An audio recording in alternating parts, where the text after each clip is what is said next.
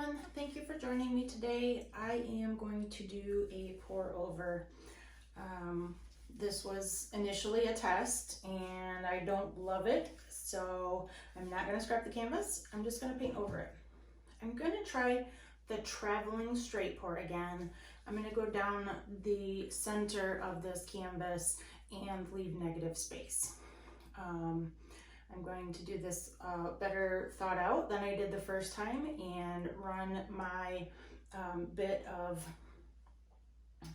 flow extender down the canvas as I'm traveling my pour down, and then I'll be able to tilt it out once I have everything else covered with flow extender, and hopefully it'll work out a little better than the last attempt if you've seen the last video, and hopefully the results will come out a lot better, that this one ends up being a keeper. So let's go ahead and get started.